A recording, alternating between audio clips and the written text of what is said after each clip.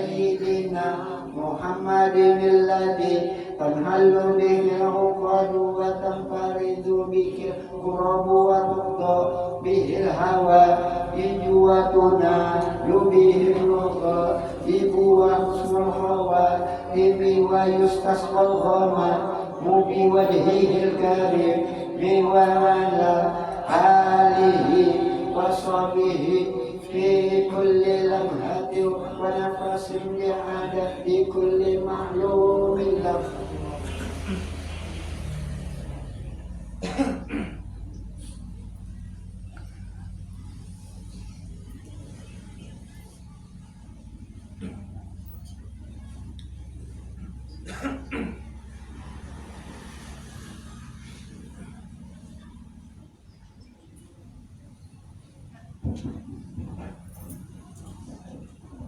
Bismillahirrahmanirrahim.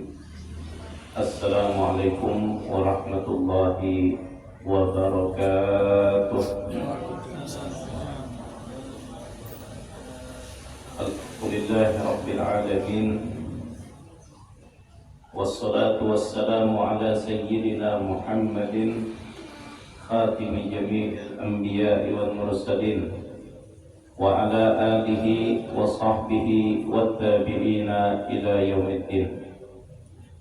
Alhamdulillah, mari bersama kita ucapkan syukur kepada Allah Subhanahu wa taala yang masih memberikan kita segala nikmat kesehatan, bisa duduk di tempat yang baik, melakukan kebaikan.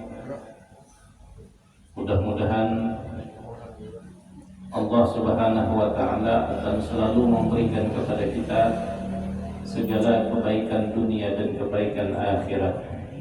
Allah berkahi kehidupan kita, Allah berkahi rumah tangga kita, Allah berkahi pada rizki kita, dan mudah-mudahan Allah berkahi pada anak dan keturunan kita. Amin ya rabbal alamin. Salawat beserta salam mudah-mudahan selalu tercurahkan kepada baginda agung Rasulullah sallallahu alaihi wasallam beserta keluarga, sahabat, kerabat dan seluruh umat beliau sampai hari kiamat. Kita melanjutkan fil ihsani ilal yatim wajtina bil zulmi, bab yang menjelaskan tentang berbuat baik kepada anak yatim, dan sebisa mungkin jangan pernah kita menzalimi atau menyakiti anak yatim, karena anak yatim adalah orang-orang yang kehidupan mereka itu selalu dipantau, dan kehidupan mereka dibela oleh Allah dan dibela, dilindungi oleh Rasulullah SAW. Menyantuni, menyayangi, mengangkat derajat atau memuliakan anak yatim adalah ibadah yang nilainya sangat besar, sehingga orang yang tidak memperdulikan dengan ibadah ini dimasukkan oleh Allah Subhanahu wa taala ke dalam golongan orang-orang yang telah mendustakan agamanya. Di dalam surah Al-Ma'un itu kan Allah berfirman, "Ara'aita alladhi yukadzib bid-din, fadzalika alladhi yad'ul yatim." Wahai Muhammad, tidakkah engkau melihat orang yang telah mendustakan terhadap agamanya? Tidakkah engkau melihat orang yang agamanya belum benar dan beragamanya belum betul? Siapakah mereka? Fadzalika alladhi yad'ul yatim, dia adalah orang yang telah menelantarkan anak yatim. Mereka adalah orang yang menyia-nyiakan dan tidak menyayangi anak yatim. Wala yahuddu ala ta'amil miskin, dan tidak pernah juga mengajak orang untuk memberi makan kepada orang-orang miskin. Ada orang yang tidak sholat tapi tidak dimasukkan oleh Allah ke dalam golongan orang-orang yang mendustakan agama. Ada orang yang tidak puasa tapi tidak Allah masukkan ke dalam golongan orang-orang yang mendustakan agama. Ada orang yang tidak menunaikan zakat tidak dimasukkan oleh Allah ke dalam golongan orang-orang yang mendustakan agama. Tapi di saat ada orang yang tidak peduli, tidak sayang, tidak memperhatikan dengan anak yatim, maka orang tersebut dimasukkan oleh Allah ke dalam golongan orang yang telah mendustakan agamanya. Artinya orangnya beragama namun agamanya belum sempurna. Nah, maka ini menunjukkan bahwa kedudukan anak yatim itu di sisi Allah sangat besar. Kedudukan mereka itu sangat mulia. Bahkan apabila ada anak yatim yang dibuat menangis, arsy akan bergoncang. Nah, kita semua tahu kalau makhluk Allah yang paling besar di alam semesta ini adalah arsy. Nah, arsy makhluk yang paling besar. Di saat ada anak yatim disakiti, anak yatim dibuat menangis, anak yatim dizalimi, harta mereka diambil, maka arsy tadi akan bergoncang dan Allah akan mempertanyakan. Allah berfirman, kata Allah, siapa yang telah membuat menangis seorang anak yang orang tuanya telah aku panggil? Mana orangnya, ujar Allah? Mana orangnya? Kenapa? Kalau kita perhatikan di dalam Al-Qur'annya kan, di dalam hadis Nabi-nya kan, ketika berbicara tentang anak yatim, ayat-ayat di dalam Al-Quran atau di dalam hadis-hadis Rasulullah itu pasti sifatnya melindungi. Nah, kayak tadi kan hadis Qudsi, ujar Allah, mana orangnya? Mana orang yang sudah membuat menangis seorang anak yang orang tuanya telah aku panggil, orangnya mana? Nah, ini kan sifatnya membela. Kenapa? Karena anak yatim, orang fakir, orang miskin, ini adalah orang-orang yang berpotensi untuk dizolimi di masyarakat. Anak yatim, palingnya sebelah kiri 10 kali diketeknya, palingnya sebelah kanan ditariknya, menangis, iawakan kuitan Jawa sini, hendak mengiau kuitan di mana? Hendak mengiaukan yang ada di dalam kubur. Mamarindanya kan ada. Nah, di saat mereka berpotensi tadilah dizolimi, disakiti di masyarakat, tidak ada yang melindungi, maka disinilah Allah dan Rasulullah yang pasang badan. Aku yang membela, ujar Allah. Aku yang membela, ujar Rasulullah. Nah, maka siapa lagi? Orang miskin. Orang miskin kalau garing, siapa yang mengenangi? Orang miskin terujuk sepeda, siapa yang mengasihani? Kalau orang berduit, jangankan terujuk kendaraan, terujuk sepeda, sekampungan orang mengenangi. Orang miskin besaruan datang kiri kanan muka belakang. Palingan gapin berendam.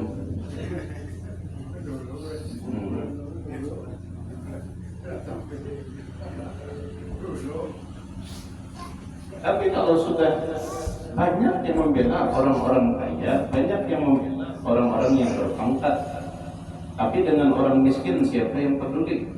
Nah, maka disinilah Islam, atau disinilah Rasulullah SAW, disinilah Allah Subhanahu Wa Taala hadir sebagai pembela bagi mereka. Mana orangnya, ujar Allah.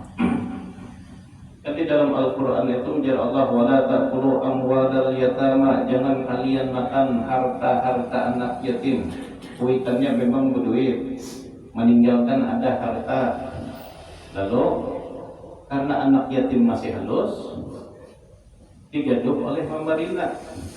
Nah, anak yatim ini karena kada paham dengan harta, berpotensi pemerintah pulang kada jujur. Surat menyurat diganti, harta peninggalan kuitan dihabisi. Nah, maka disinilah ujar Islam, awas, wala ta'kulu amwalal yatama zulman, jangan sekali-kali memakan harta anak yatim. Orang yang memakan harta anak yatim itu sama seperti orang yang memakan bara api yang ada di dalam perutnya. Nah, ini ibadah. Jadi kita berbuat baik kepada anak yatim, memuliakan anak yatim, menyantuni anak yatim, itu adalah ibadah yang terkadang kita kada tahu itu yang mau kita masuk surga. Yang mau kita masuk surga bisa itu. Kan ada kisah Al-Imam Al-Ghazali itu kan pernah berkisah. Ujar Imam Al-Ghazali, dulu di zaman sebelumku ada seorang laki-laki pendosa. Dosanya ini sudah ada pertolongan lagi. Mabuk setiap hari, libur dari mabuk itu kecuali guring. Jakanya kawal telah guring sambil keimpus, dibuat di minuman di dalamnya itu digawinya. Setiap hari kada cuma mabuk, di kampung mau olah daur. Orang kampung sabaratan talanjur sehari. Yang namanya umur, sampailah umur si pendosa tadi meninggal dunia karena orang kampung kadidayang ketujuh saikung-ikung kadidayang hakun memandikan, mengkafankan. Kenapa? Pendosa. Sampai menguburkan itu, si istri daripada si pendosa itu harus mengupah orang luar, mengupah orang, harus mengupah orang. Setelah si mayit ini, si pendosa ini sudah dimandikan, dikafankan, disolatkan, lalu dibawa ke liang lahat. Ternyata orang kampung terkejut, di liang lahat itu sudah ada ulama besar. Menjadi Imam Al-Ghazali, ada ulama besar mahadum di situ. Orang kampung akut, ini kenapa ada tuan guru ganal mahadang sudah di liang lahat itu mahadang? Aku nih guru, yang ini berkeluarga kan lawan ada, kenalkah patuhkah kada juga? Iyan kada tahukah? Kami sekampungan kadidayang hakun yang memandikan, mensalatkan, mengkafankan, menguburkan. Iyan datang ke sini Pak apa? Aku kada tahu juga. Iyan kada tahukah ini pendosa seumur hidupnya mampu di kampung mau olah benar, kada tahukah? Mana aku tahu, sedikit. Aku datang ke sini karena tadi malam aku termimpi. Di dalam mimpi itu ada suara, wahai hambaku, datanglah ke tempat ini karena di situ ada seorang hambaku yang sudah meninggal dunia, dan sampaikan bahwa Allah telah ampuni segala dosa dan kesalahannya. Aku kada tahu siapa orang yang maksud, tapi disuruh datang ke tempat ini. Kada tahu kok ini pemabuk pendosa, orang kada tahu. Lalu si ulama tadi bertanya kepada si istri, kan, kamu paling tahu kelakuan laki itu bini. Kamu punya hantar aman, rahasia, baik-baik lawan bingit.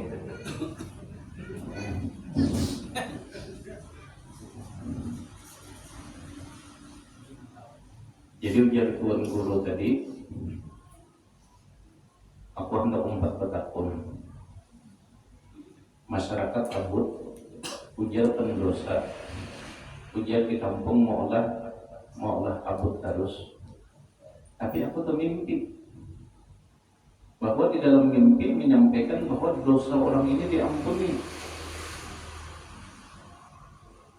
Hendak petakun, adakah amalan kebiasaan baik yang pernah dikerjakan oleh suami, oleh laki-laki ini? Ujar si tuan guru tadi. Lalu ujar si ini, selama ulun berumah tangga dengan laki ulun ini, ada 3 kebaikan yang biasa digawi oleh laki ulun ini. Yuk, 3 aja. 1, apabila laki ulun balik ke rumah dalam keadaan mabuk, terguling, lalu terbangun tengah malam, laki ulun berwudu, salat tahajud, dan di dalam doanya laki ulun berucap, ya Allah, neraka mana jua yang pantas untuk menerima jasad batang tubuh ulun ini, oleh Allah. Saking ia merasa hina, bukan surga tapi neraka pun mungkin tidak pantas. Artinya ia merasa kotor, merasa hina di hadapan Allah. Neraka mana ya Allah yang pantas menerima batang tubuh ulun ini? Itu 1. Yang kedua, apabila datang ke rumah mabuk, terguling, sampai subuh terbangun, laki ulun mandi, lalu memakai pakaian yang bagus, berangkat ke masjid, ikut sholat berjamaah. Dan yang ketiga, di rumah ulun tidak pernah sepi daripada 1 atau 2 orang anak yatim. Artinya si laki ini ketujuh membawa anak yatim ke rumah. Kalau jamnya makan, melihat anak yatim dibawahinya makan ke rumah. Sehari itu ada terus, amunya kada sekong 2, sekong 2. Itu aja kebiasaannya setiap hari itu. Lalu ujar si tuan guru, ujar si ulama besar, amunya nangka itu, aku pada heran. Mungkin inilah yang menjadi pusat pandangan turunnya rahmat Allah Subhanahu wa ta'ala. Nah, kita tidak tahu. Tapi di antara keistimewaannya tadi, dosa diampuni oleh Allah Subhanahu wa ta'ala. Kenapa? Karena di dalam hati orang itu masih ada sifat kasih sayang kepada orang yang tertindas tadi. Makanya kan ujar Nabi, Ana wa kafilul yatim kahatain fil jannah. Aku dengan orang yang menyayangi anak yatim, aku dengan orang yang memperhatikan anak yatim, aku dengan orang yang peduli terhadap anak yatim, seperti 2 jari ini di dalam surga. Seperti 2 jari ini di dalam surga. Ya. Apalagi yang hendak kita cari? Andai tidak ada lagi keistimewaan selain hadis ini, kan keistimewaannya banyak. Barang siapa mengusap kepala anak yatim, maka setiap helai rambutnya itu akan bernilai kebaikan. Banyak lagi keistimewaan yang lain. Andai yang lain ini tidak, yang ada hanya 1 hadis Rasulullah, aku dengan orang yang menyayangi, mencintai, memperdulikan anak yatim seperti 2 jari ini di dalam surga. Andai itu aja yang ada, itu sudah lebih dari cukup. Apa lagi yang kita cari? Kalau sudah sama dengan Rasulullah di dalam surga, nikmat mana lagi yang paling lebih besar daripada itu? Sahabat aja, sahabat masih gundah, sahabat masih ragu apakah masih bisa berdampingan dengan Rasulullah. Kada menjamin sahabat Nabi. Pernah salah seorang sahabat saumur di ujung ditakuni oleh Nabi. Jadi Nabi apa yang dipikirkan? Wahai Rasulullah, ulun lagi kepikiran, kalau di dunia mungkin ulun masih bisa menyentuh tangan pian, wahai Rasulullah. Kalau di dunia mungkin ulun masih bisa duduk berdampingan dengan pian, wahai Rasulullah. Kalau di dunia mungkin telinga ulun masih bisa mendengar ucapan pian, wahai Rasulullah. Kalau di dunia mungkin mulut ulun masih berbicara, masih bisa berbicara di hadapan pian, wahai Rasulullah. Tapi di dalam surga, wahai Nabi, apakah kami masih bisa duduk berdampingan denganmu, wahai Rasulullah?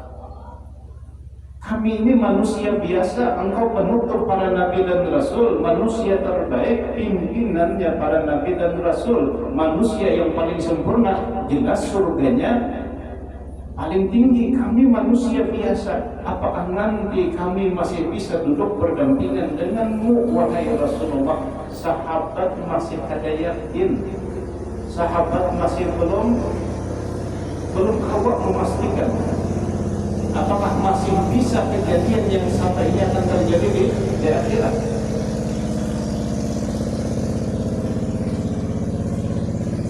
Tapi dengan orang yang menyayangi anak yatim, yang memuliakan anak yatim, aku, kata Nabi, dengan orang tersebut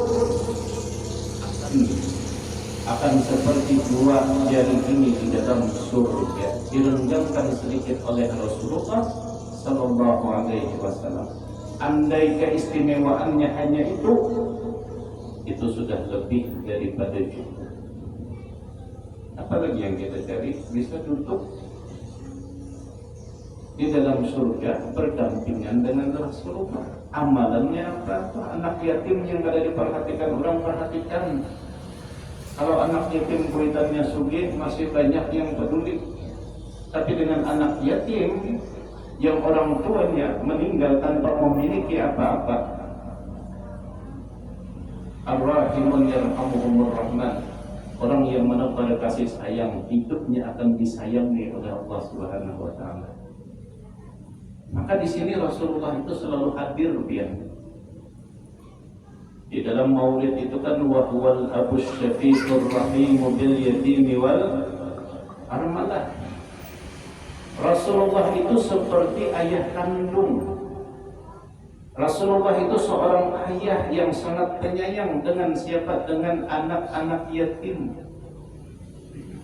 Kenapa hati Nabi itulah sensitif banget Nabi itu dengan anak yatim? Kadang orang melihat anak yatim Nabi itu tersentuh. Karena memang Rasulullah itu mempunyai kisah yang sama dengan anak yatim itu. Karena latar belakang Rasulullah memang anak yatim. Makanya ketika Nabi itu melihat anak yatim, berjumpa dengan anak yatim, hati Nabi itu tersentuh. Kenapa? Karena beliau teringat dengan masa-masa di saat 2 bulan di dalam rahim, beliau belum sempat melihat sosok seorang ayah.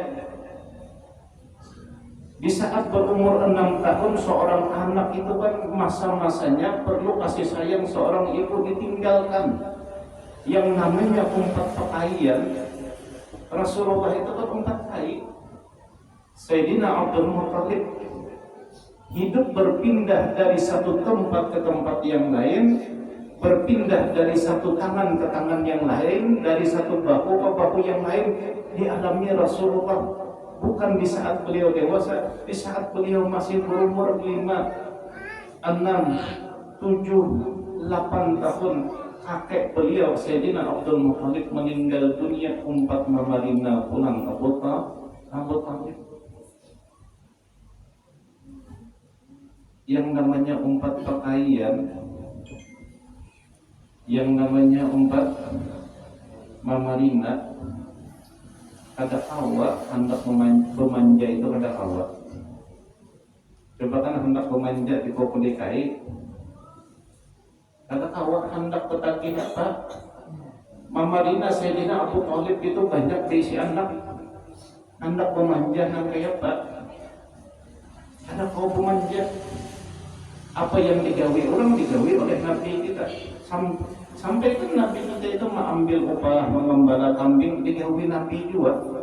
Menjagakan harta barang dagangan orang digawi oleh Nabi juga. Nah ini yang membuat kenapa Rasulullah itu tersentuh dengan anak yatim, dengan orang-orang lemah, karena memang latar belakang kisah Rasulullah SAW, Nabi langsung mengalami apa yang dialami oleh anak yatim itu.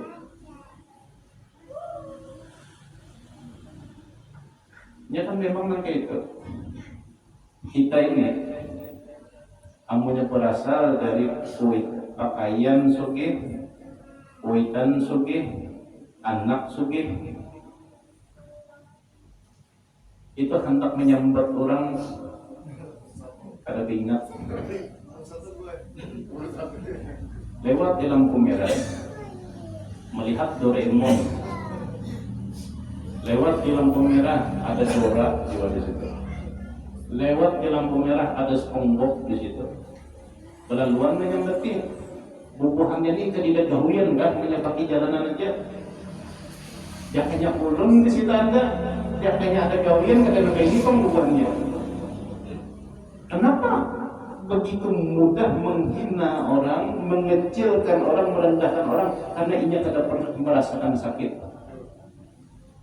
Karena ia tidak pernah merasakan hendak merasai mie sebungkus harus bersurusuk ke bawah rumahan mencari sebungkus 10 bungkus. Pelak tujuh dari. Inya kadang merasa, kadang tidak pernah merasa itu, makanya kadang peka. Melihat orang sakit itu kada sedih, melihat orang lemah itu kada tersentuh. Artinya kenapa? Karena memang kada pernah merasa. Rasulullah itu melihat orang miskin menangis, melihat anak yatim menangis. Kenapa? Karena Nabi pernah berada di posisi itu.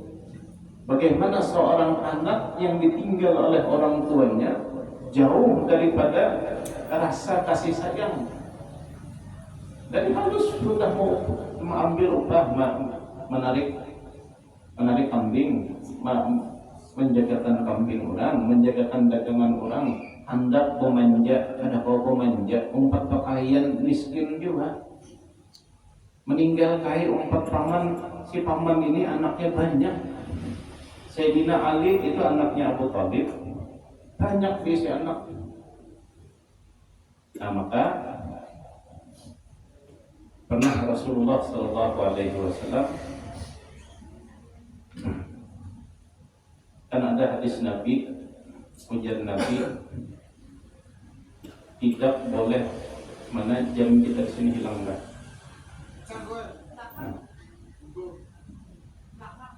Dua tiga.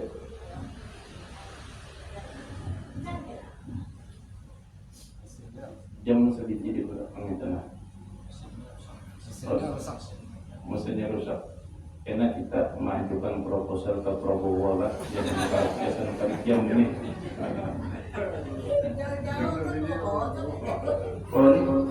Ada amunnya kita kada sanggup, kita ajukan proposal. Itu maksud ulun amunnya merasa sanggup ya tuh kada gitu nah. Ulun tuh kayak aja, kayak aja.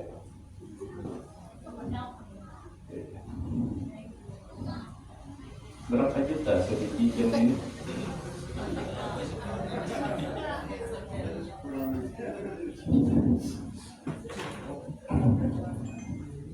Karena kita tukar kebila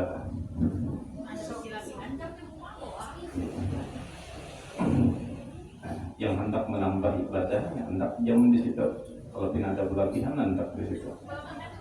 Pun itu ibadah yang kada berasa itu dia. Jam itu kekek jalan kayak itu dilihat orang sudah masuk waktu zuhur belum sampai dahulu. Nah, mengingatkan orang lain baca itu ibadah yang kada kerasaan.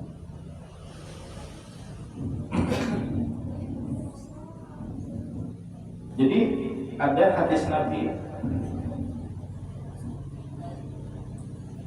Nabi yang berucap, yang berbunyi ujar Nabi, tidak boleh ada kesedihan pada hari ini.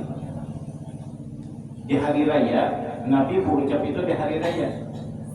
Ujar Nabi, tidak boleh ada kesedihan pada hari ini. Nah, sebagian orang kan salah menganggap karena membaca hadisnya sepanggal. Ujarnya di hari raya kada boleh ziarah ke kubur kuitan, ke kubur bini ke kubur laki, ke kubur anak kada boleh.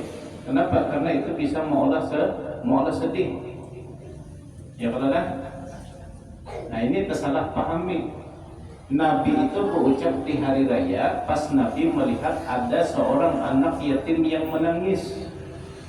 Maka Nabi berucap tidak boleh ada kesedihan pada hari ini, artinya tidak boleh ada anak yatim yang menangis pada hari raya ini.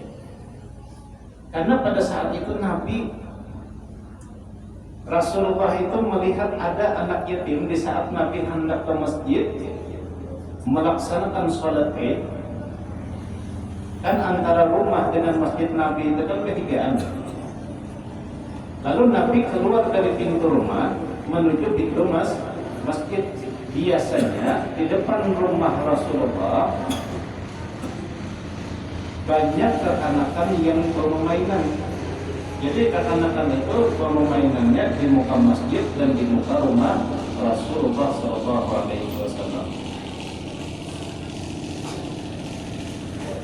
Di saat Nabi keluar, Nabi melihat kekanakan ini ramai, ketawaan, ramai bermainan. Tapi ada satu pemandangan yang mencuri perhatian Rasulullah SAW, bahwa di hujung daripada keramaian kekanakan tadi ada seorang anak yang menangis.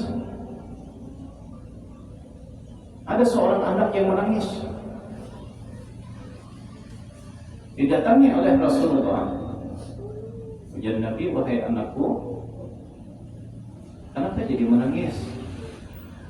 Itu kekawanan rami bermainan, rami tertawaan, karena menyerongan di hujung. Apa yang dipikirkan dan apa yang membuatmu menangis? Dijawab oleh si anak itu, wahai Rasulullah, bagaimana ulun tidak menangis wahai Nabi? Di saat anak-anak yang lain mereka berangkat dengan orang tua masing-masing. Bagaimana ulun tidak menangis wahai Rasulullah di saat anak-anak yang lain memakai pakaian yang baru? Ulun kada kawat, ulun kada bingis wahai Rasulullah. Ditakuni oleh Nabi, bapakmu kemana? Kata Rasulullah. Wahai Rasulullah,